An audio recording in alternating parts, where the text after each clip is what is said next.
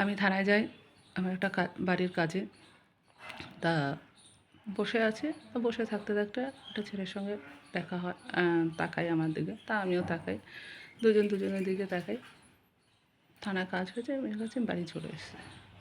চলে আসার পর তারপরে আমার সঙ্গে ছেলেটার কোনো না দেখা হয়েছে না কিছু হয়েছে, কোনো দিন দেখা হয়নি, কিছু না। তা আমি অসুস্থ থাকাকালীনও আমি কোনো কোনো দিন আমার বাড়িতে আসতেও দেখিনি ছেলেটাকে বা কিছু।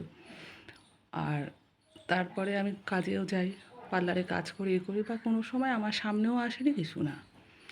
এইবার আমরা যখন আমাদের বাড়িতে যখন ফ্ল্যাট হয়, তখন আমরা বাড়ি ছেড়ে দিই, দিয়ে আমরা একটা বাড়িতে যাই। তা ওখানে কারেন্টের বিলের জন্য অসুবিধা ছিল বলে ছেড়ে দিয়েছে। তারপর এক বাড়িতে যাই, শান্তজ্যোতির বাড়িতে, ওনার বাড়িতে 1.5 বছর উপরে থাকি। তো ওখান থেকে বললো যে ওনারা বাড়ি করবে, তা আমরা ছেড়ে দিলাম। এবার চোঙারবনের ভেতরে রাস্তা মামের বাড়িতে আমরা আসলাম, অর্চনা বৌদি বলে। এবার ওনার বাড়িতে ভাড়া রয়েছি। এবার হঠাৎ করে দেখছি আমার পিছনে পাড়ার লোক লাগছে। আমি কিছু বুঝতে পারছি না যে কেন লাগছে, কিসের জন্য, কী কারণ, কী বৃত্তান্ত। সবাই দেখি পিছনে টোন কাটছে, কাটছে, কিছুতে বুঝতে পারছি না। ভাইকে বলছি, ভাইও বারণ করছে যে কেন করছেন, কিসের জন্য, কী কারণ। আমাকে কেউ কিছু বলছে না। তারপরে বাড়িওয়ালির মেয়ে ওর প্রেমিকাকে দিয়ে আমাকে ঘর থেকে তাড়িয়ে দিতে চায়, তখন ঠাটিয়ে এক চড় মারি। সেই নিয়ে একটা কেসও হয়। এইবার ছেলেটা আমাকে জড়িয়ে ধরতে, তখন আমি ঠাটিয়ে চড় মারি, তখন একটা কেসও হয়। তখন আমরা আবার জাগরণেতে যাই। জাগরণেতে সেম কেস, মানে ওখানেও যায়, জাগরণেতেও সেম কেস হচ্ছে। তারপর আমি কিছু বুঝতে পারছি না যে কেন লাগছে। জাগরণের লোকদের সবাইকে চিনি, সবাই আমায় চেনে, কিন্তু কেন পিছনে লাগছে কিছু বুঝতে পারছি না। আমাকে কেন পাগল বানাতে চাইছে আমি কিছু বুঝতে পারছি না। অনেক লেখালেখি হয়, হয়, কিন্তু আমি কিছু জানি না। ওখান থেকে ভাড়া আসি কুমোরপাড়ায়।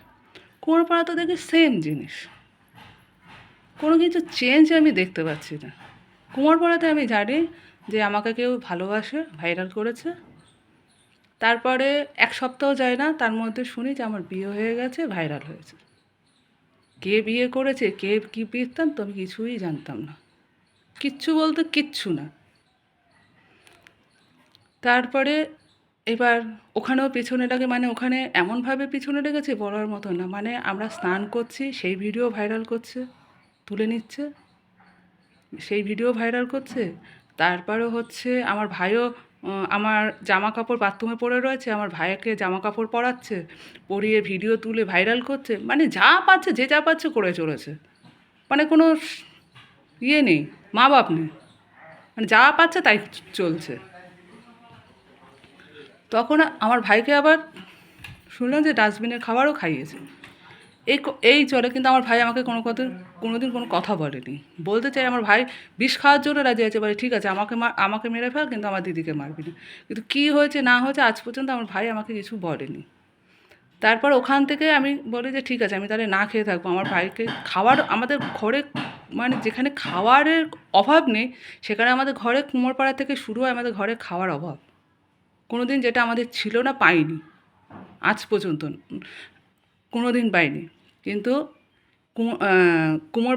জাগরণী পর্যন্ত আমাদের কিছু হয়নি, কিন্তু থেকে কুমোরপাড়া থেকে এই চোঙারবনে এসে এবার শুরু হয়েছে আমাদের খাওয়ার প্রবলেম।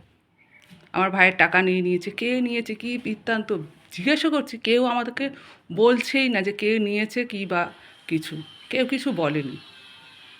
এবার আমি যখন থেকে কুমোরপাড়া থেকে এই চোঙারবনে এই ফ্ল্যাটে আসি, তারপরে আস্তে আস্তে জানতে পারি যে ওপরে যে মেয়েটি থাকে সেই এই কাজ করেছে।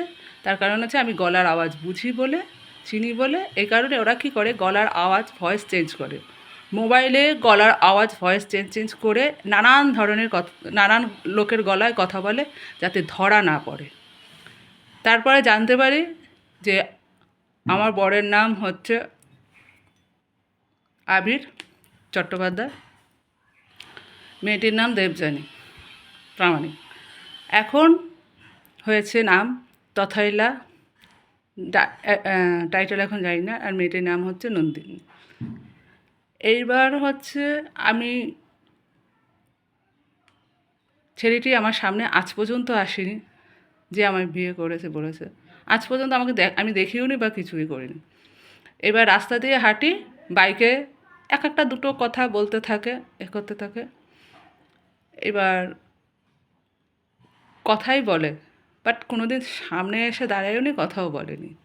এইবার আমি হাত কেটে এবার আমার সঙ্গে হচ্ছে বর নিয়ে ঝগড়া, যে আমার মেয়েকে বল তোর বরকে কত টাকা দিলে তুই কিনবি, সেই কিনে কিনে আমরা কিনে নেবো, তোর বরকে তুই ছেড়ে দে।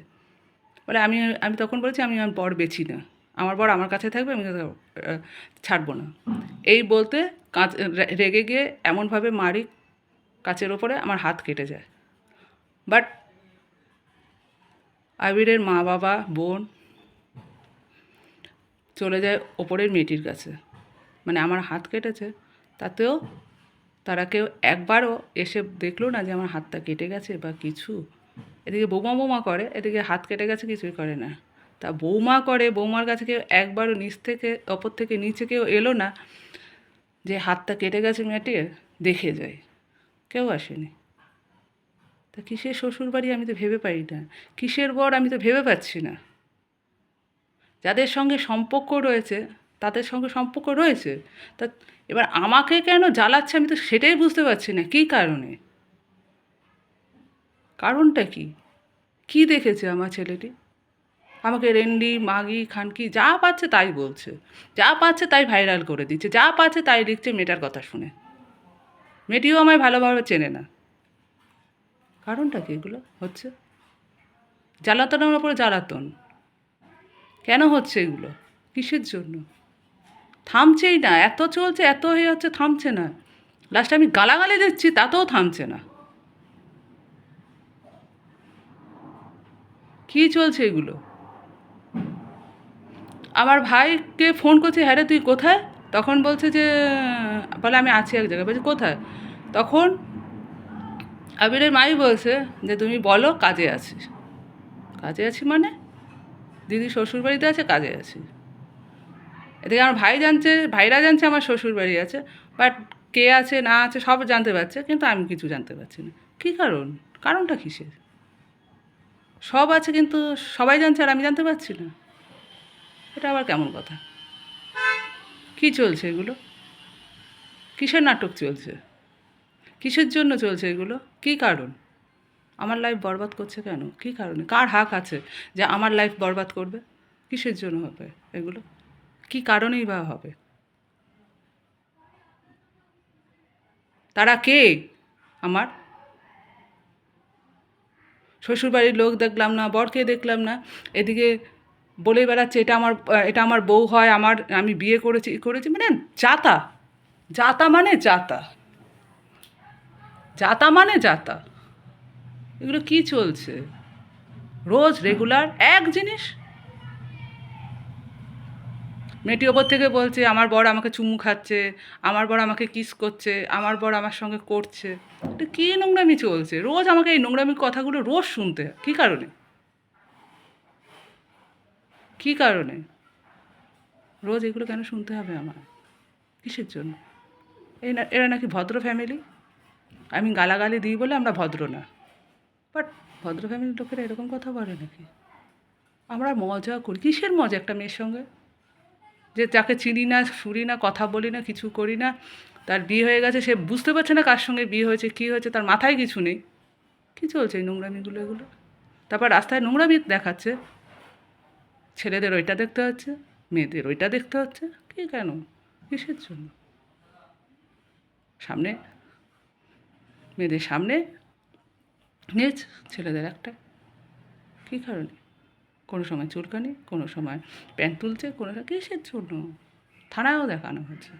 কী কারণে? আবির পুলিশ বলে? তো একটা পুলিশ এরকম নোংরামি করছে দিনের পর দিন আমার সঙ্গে, সবাই সঙ্গ দিচ্ছে, কী কারণে? কী চলছে এখানে এগুলো? তাহলে পুলিশরা সবাই এরকম নোংরামি করে যাবে সবার সঙ্গে? আজকে আমার সঙ্গে হচ্ছে, আপনাদের সঙ্গে হবে, এটাই হবে, আর কিছু করার নেই। তার কারণ হচ্ছে জিনিসটা যে বন্ধ হচ্ছে না এই কারণে।